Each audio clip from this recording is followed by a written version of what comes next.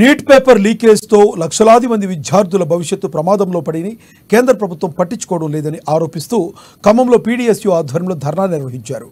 Municipal corporation సర్కిల్లో ప్రధాని మోడీ దిష్టిబొమ్మను దహనం చేశారు. పేపర్ లీకేజ్కి బాధ్యత వహిస్తూ నీట్ చైర్మన్ ప్రదీప్ కుమార్ జోషి రాజీనామా చేయాలని వారు డిమాండ్ చేశారు. కోచింగ్ సెంటర్లు, కన్సల్టెన్సీల పేరుతో పేపర్ లీకేజ్ చేస్తున్న నీట్ కోచింగ్ సెంటర్ల అనుమతులు రద్దు చేయాలన్నారు. నీట్ అవకతవకలపై ప్రధాని మోడీ సమాధానం చెప్పాలని పీడీఎస్యూ నేతలు డిమాండ్ చేశారు.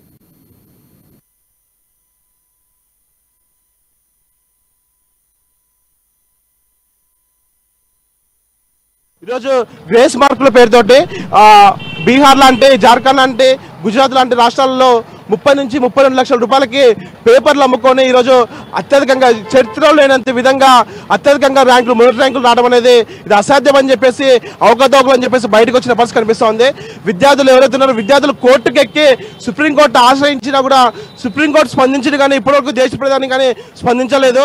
మేము ఏమడుగుతున్నాం అంటే, ఒక దేశ ప్రధానిగా ఉండి విద్యార్థుల నీట్ ఎగ్జామ్ పేపర్ లీకేజ్ అని చెప్పేసి ఆవేదన వ్యక్తం చేస్తుంటే విద్యార్థులకు, తల్లిదండ్రులకు భరోసా కల్పించాలని ప్రధాని నరేంద్ర మోడీ గారు స్పందించకపోవడం అనుకున్నటువంటి రహస్యం ఏంటని మేము ప్రశ్నిస్తున్నాం. అది కేవలం మీ రాష్ట్రాల్లో జరిగిందనైనా మీరు స్పందించలేదని చెప్పి అడుగుతా ఉన్నాం. తక్షణమే స్పందించాలి. నీట్ ఎగ్జామ్ బయటికి రావడం గల కారకులు అయితే ఎవరైతే ఉన్నారో వారి మీద కఠిన చర్యలు తీసుకోని చెప్పేసి పీడీఎస్గా మేము డిమాండ్ చేస్తున్నాం. అదేవిధంగా రాష్ట్రాల వారీగా నిర్వహించాలని చెప్పేసి అనేక దశాబ్దాలుగా తమిళనాడు, తెలంగాణ, ఆంధ్రప్రదేశ్ లాంటి రాష్ట్రాలు అనేక సార్లు డిమాండ్ చేశాయి. ఎంసెట్ని ఏ విధంగా అయితే రాష్ట్రాల్లో నిర్వహిస్తున్నారో అదేవిధంగా నీట్ ఎగ్జామ్ను కూడా రాష్ట్రాల వారీగా నిర్వహించాలని చెప్పేసి అనేక విధాలుగా డిమాండ్ ఉన్న పరిస్థితి కనిపిస్తుంది.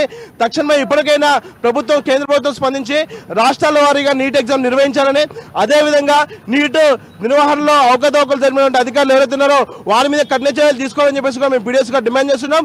లేని పక్షంలో పెద్ద ఎత్తున ఉద్యమానికైనా కూడా వెనకాడబోవని చెప్పి సందర్భంగా మేము హెచ్చరిస్తున్నాం. ఈరోజు గ్రేస్ మార్కుల పేరుతోటి